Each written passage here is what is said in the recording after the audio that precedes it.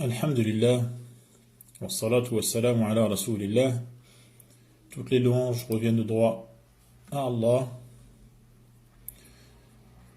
Éloge d'Allah, ainsi que son salut en faveur de son messager Mohammed. Amma ba'd, bienvenue à tous. Marhaban bikum jami'an. Nous continuons notre série sous le thème les noms d'Allah.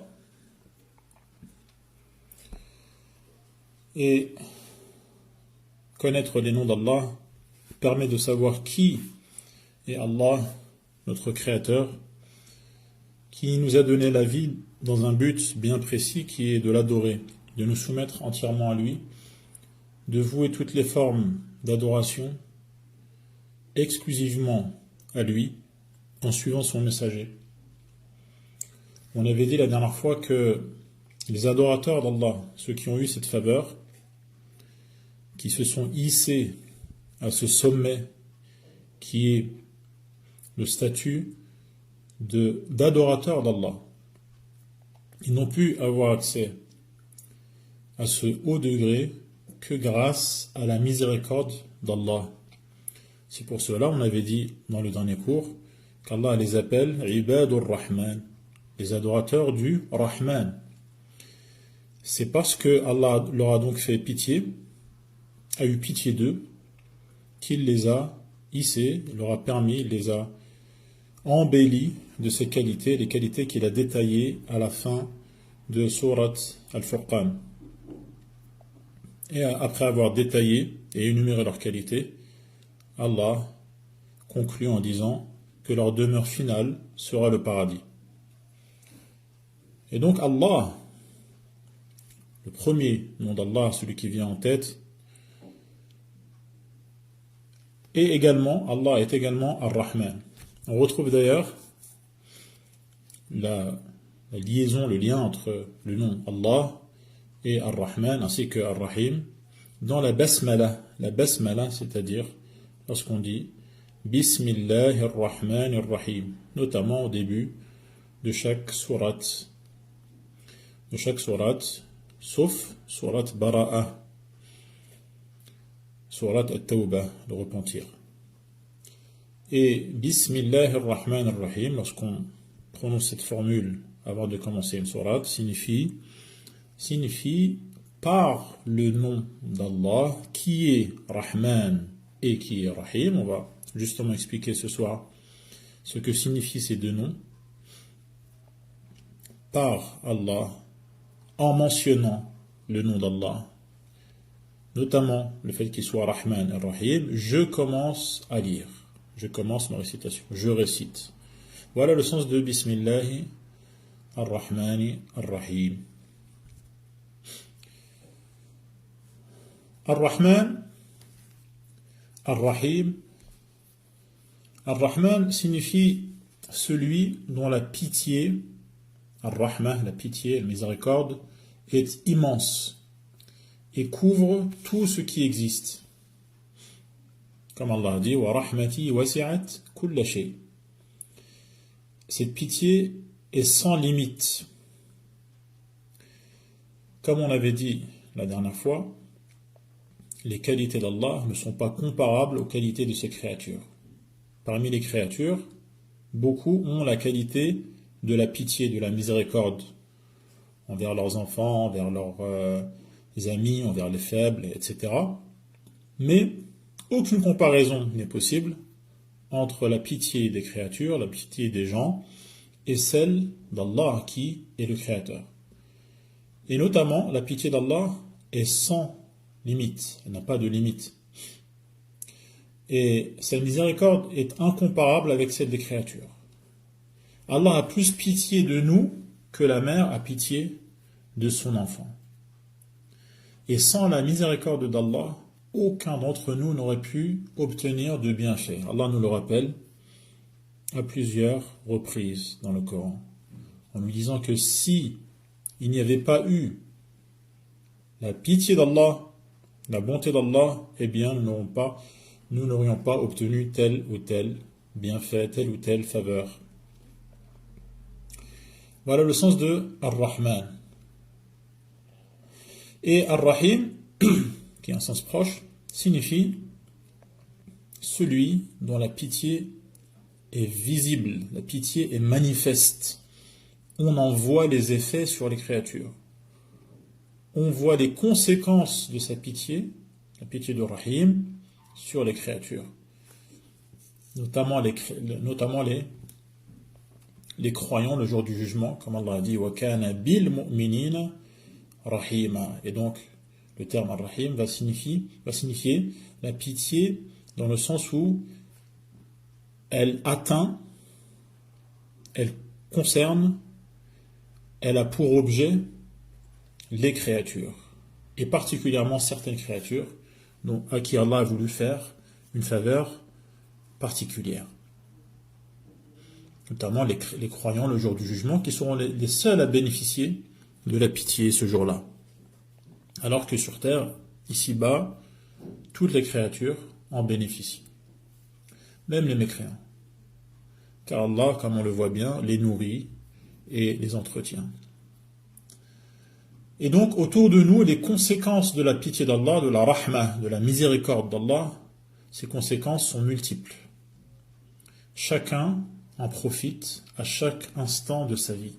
Le fait qu'il continue à exister est une preuve que la pitié d'Allah est continuelle, qu'elle n'a pas d'interruption, et que chacun en bénéficie ici-bas. Et de manière plus particulière, disions-nous, les croyants en bénéficieront le jour du jugement, comme ils bénéficient d'une pitié particulière d'Allah également ici-bas. Le fait qu'ils aient la foi en est un exemple. Avec ces deux noms, à ces deux noms, on peut en ajouter 4 autres, dont le sens est proche. Il y a également parmi les noms d'Allah Al-Barr. On retrouve ce nom dans le Coran. Innahu huwa al-barru ar-rahim. Justement, on retrouve ce nom avec le nom Ar-Rahim. Innahu huwa al-barru ar-rahim. Allah est Barr. Et le terme Barr évoque l'étendue, ce qui est vaste. Al-Barr, c'est celui dont la bonté est étendue, débordante. Toutes les créatures en tirent profit. Et Allah a honoré le genre humain en le distinguant du monde animal. Plus particulièrement, Allah a fait de larges dons à ceux qu'il a choisis pour croire en lui. Il accepte d'eux, il accepte des croyants, une infime quantité d'adorations. Des adorations qui sont en nombre limité. Il n'y a que 5 prières par jour à accomplir. Il n'y a qu'un mois sur 12 à jeûner de manière obligatoire. Le pèlerinage ne doit être accompli qu'une seule fois dans sa vie. Et concernant la monnaie, les euros par exemple, ou les dirhams ou les dollars, on ne donne que 2,5% de sa richesse lorsqu'on est concerné par la zakat. Et donc Allah accepte des croyants une infime quantité d'adoration, et pourtant il le leur rend par une récompense multipliée, comme cela est mentionné dans les textes, où on apprend que pour chaque bonne action, Allah donne 10 récompenses et multiplie cette bonne action, voire même 700 fois, multiplié par 10, voire par 700, voire plus encore. Et Allah multiplie à qui il veut. Et cela est une signification de son nom, Al-Barr. Et également, il est indulgent et il est clément envers leurs péchés, ou vis-à-vis de leurs péchés. Car lorsqu'ils commettent des péchés, ces esclaves, Allah ne les inscrit que comme des péchés uniques. Chaque péché est compté comme un seul péché alors que, comme on vient de le dire, les bonnes actions, elles, sont multipliées. Tout cela parce qu'Allah est Barr, il est bon. Parmi les noms d'Allah également, il y a Al-Karim, qu'on retrouve dans de nombreux versets, et hadith également, au sujet d'Allah. Al-Karim, c'est celui qui possède toutes les belles qualités. Les belles qualités. Ses bienfaits, également, Al-Karim signifie également la générosité. Ses bienfaits sont innombrables. On ne peut pas en faire le tour, comme Allah nous dit dans le Coran, à 2 reprises au moins, que si on cherchait à énumérer, à compter, quantifier ses bienfaits, on en serait incapable. Il est incapable, on est incapable d'en faire le tour de manière exhaustive. Tellement ses bienfaits sont nombreux et innombrables. Sa générosité, loin de lui tout défaut, est universelle. Elle concerne toutes les créatures. Elle est perpétuelle, elle ne s'arrête jamais. Le jour, la nuit. En été comme en hiver. Cela concerne les plantes, le règne végétal, le règne animal, les êtres humains. Sa générosité est perpétuelle. Allah donne sans rien attendre en contrepartie parce qu'il est Karim, il est généreux. Cela est une qualité qui ne le quitte pas. Sans rien attendre en contrepartie. Il n'attend pas de nous qu'on le nourrisse ou qu'on lui donne quoi que ce soit. Allah nous informe même que si tout le genre humain était aussi vertueux que le plus vertueux des hommes, cela n'ajouterait rien à son royaume, n'ajouterait rien à ses possessions. Et donc, Allah nous donne, mais il ne nous donne pas parce qu'il attend quoi que ce soit en retour. Et également, sa générosité ne diminue en rien, sa richesse ne diminue en rien les trésors de ce qu'il possède. Comme Allah nous informe, si tous les hommes étaient tous réunis et que chacun demandait à Allah tout ce qu'il souhaite et qu'Allah lui donne et le comble en réalisant ses souhaits, cela ne diminuerait absolument rien aux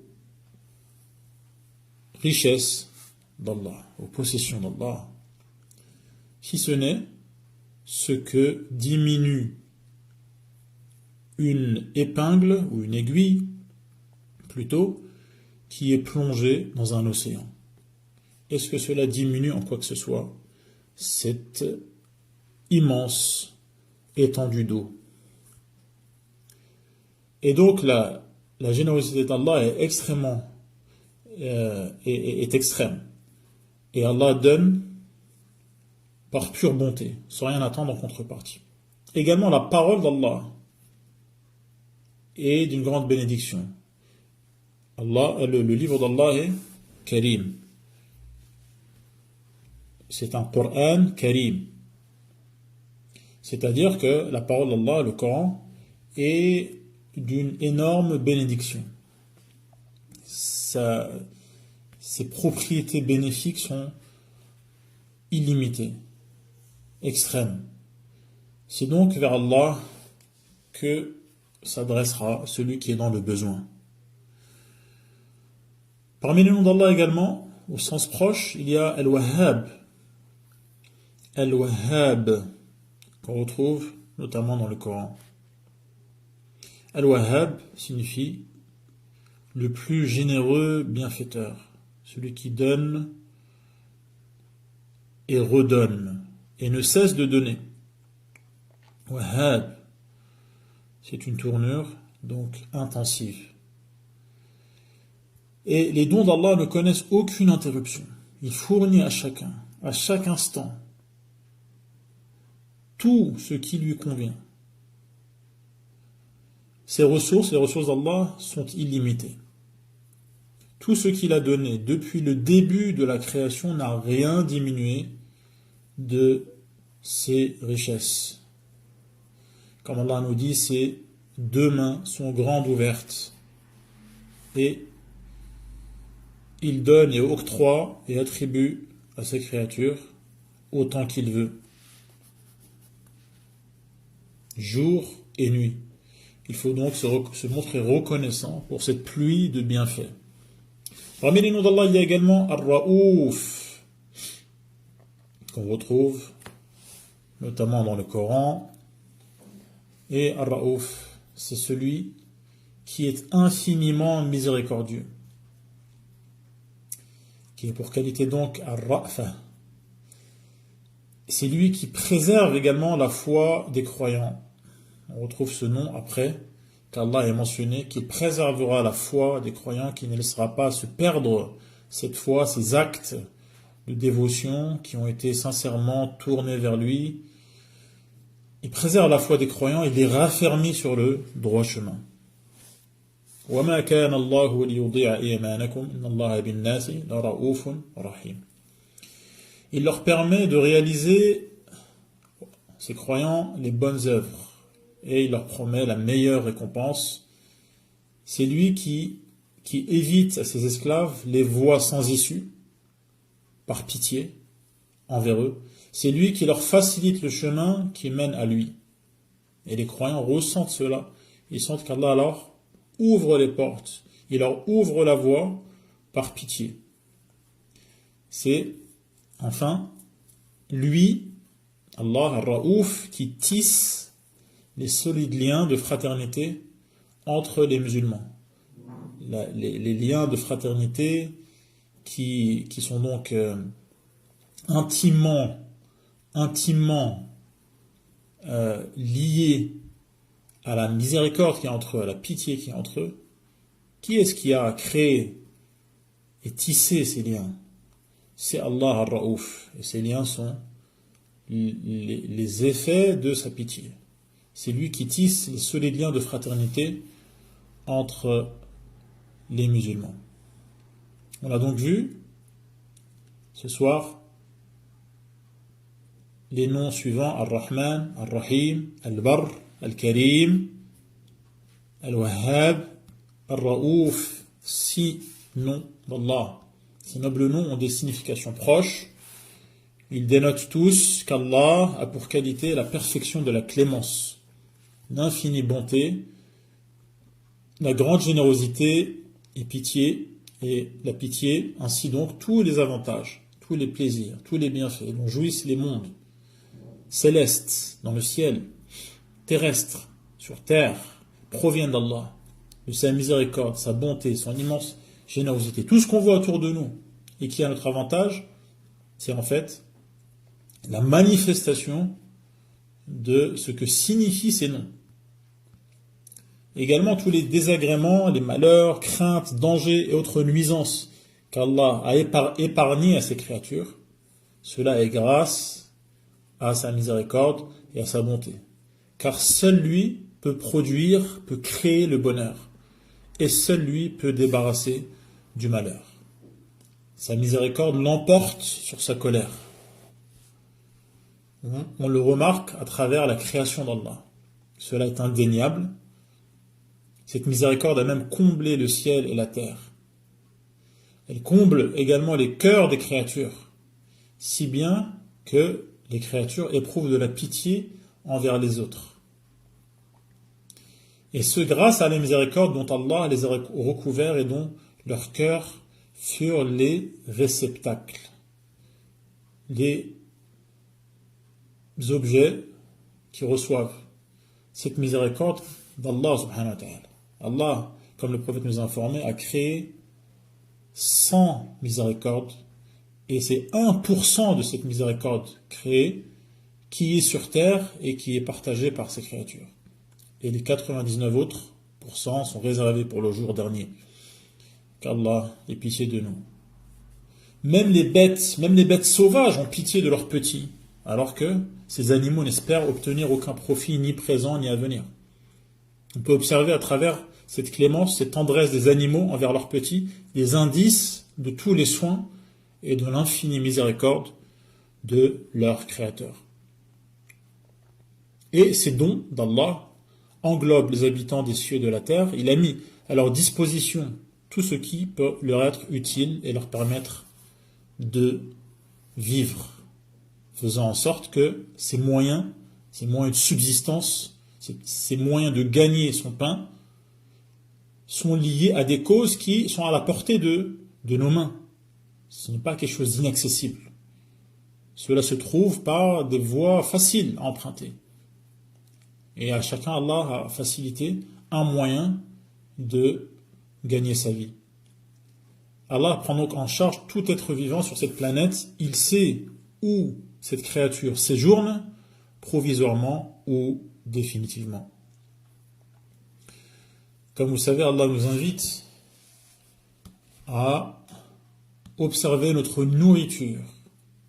Et il nous rappelle que cette nourriture dont on profite, qui nous permet de rester en vie et d'entretenir nos corps, il nous rappelle que ce qui pousse ne pousse que parce qu'Allah a fait descendre la pluie.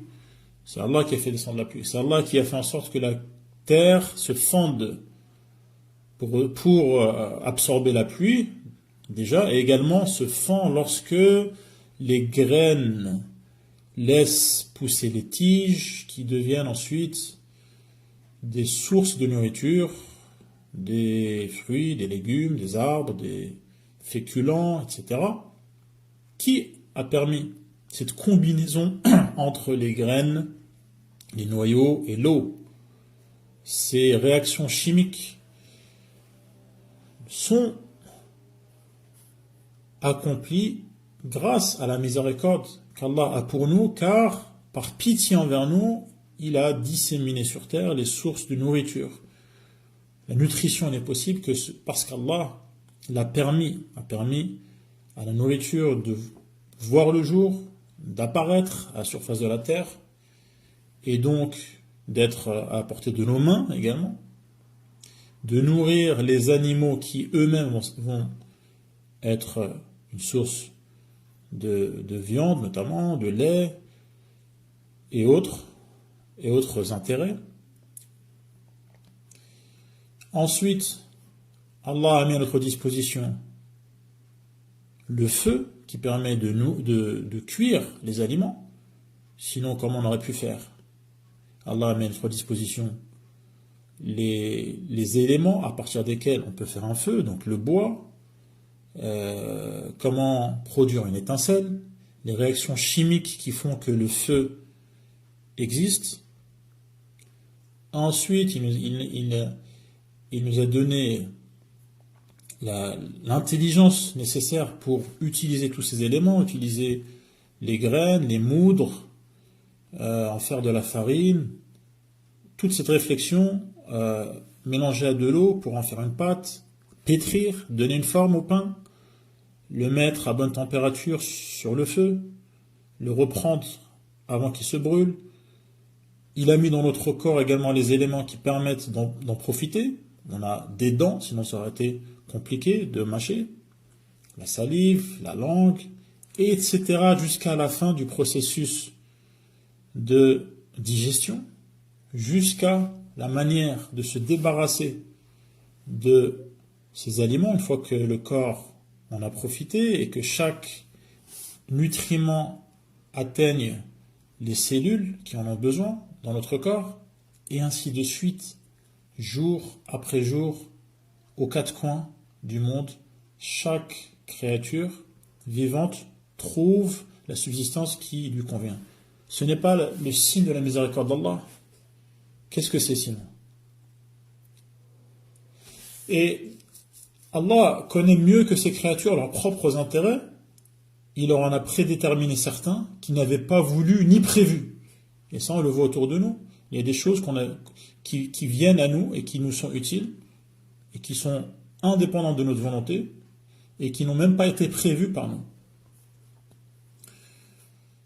Et souvent, Allah fait même subir des désagréments qui permettent aux gens finalement d'atteindre ce qu'ils désirent. Alors qu'au départ, ils n'étaient pas du tout motivés et enchantés par cet élément. Les malheurs et les souffrances sont même une pitié de sa part, de la part d'Allah. Beaucoup de gens ne comprennent pas cela. Beaucoup de gens ont une cécité, ils ne voient pas en quoi le malheur relatif, la souffrance subie est en fait une pitié de la part d'Allah. Et cela est à l'avantage du croyant qui adopte l'attitude adéquate. Et qui, grâce à Allah, a l'aptitude d'adopter cette attitude adéquate en s'armant de patience, comme le prophète sallallahu alayhi wa sallam nous dit dans le hadith rapporté par Muslim. S'il s'agit d'un bonheur, il se montre reconnaissant ce qui est à son avantage. Cela n'arrive qu'aux croyants. Allah a votre avantage. Contrairement à vous, Allah sait. Et donc la miséricorde d'Allah se manifeste de différentes manières. Dans ses lois, les lois physiques, les lois universelles dans le monde, mais également les lois religieuses. Cela saute aux yeux à travers ses ordres. Cela saute aux yeux et les esprits sains et lucides le perçoivent. Ceux qui jouissent d'un cœur vivant le reconnaissent.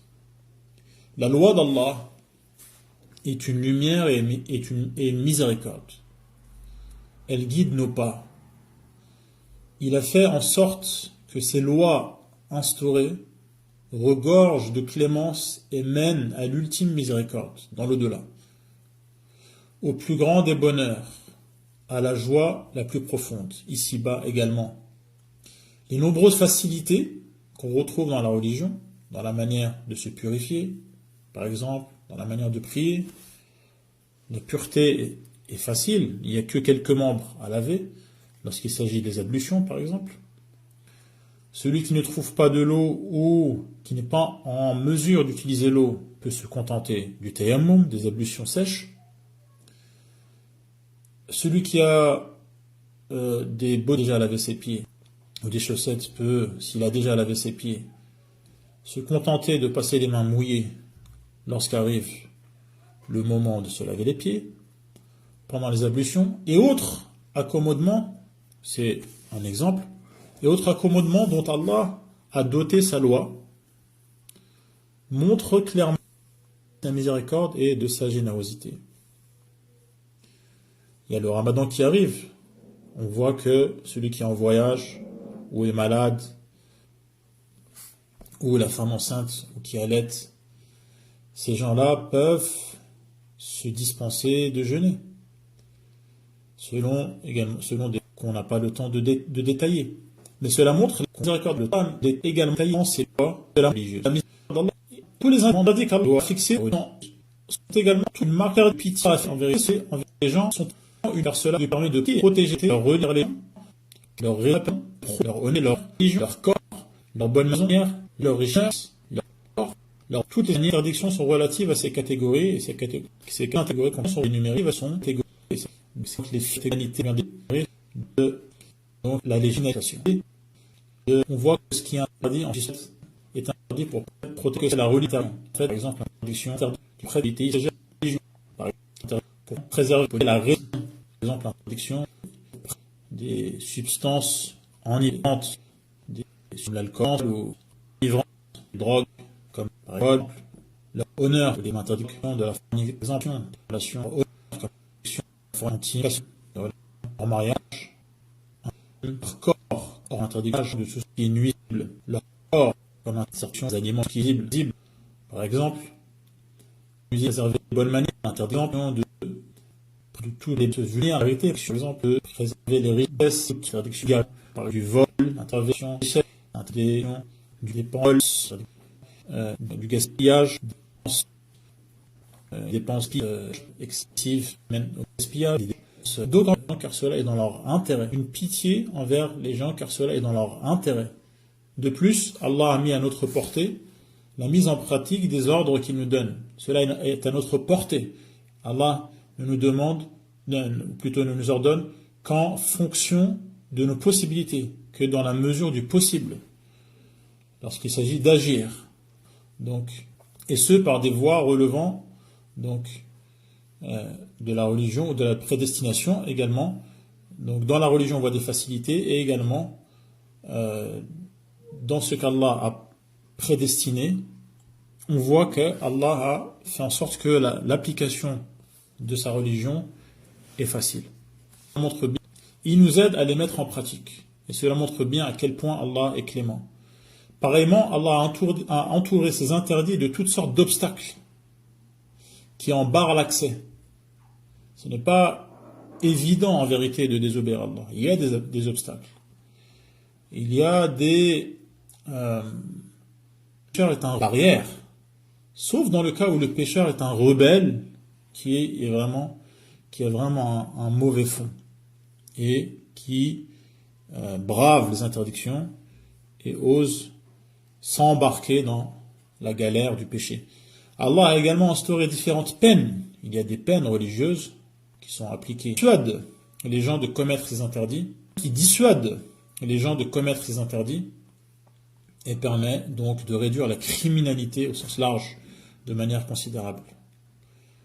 Et disons de manière générale que la loi et les ordres d'Allah descendirent du ciel vers la terre accompagnés de clémence, débordant de l'accès à l'éternelle miséricorde, de manière à permettre l'accès à l'éternelle miséricorde, donc une miséricorde qui permet d'accéder à l'éternelle miséricorde et à l'infini bonheur.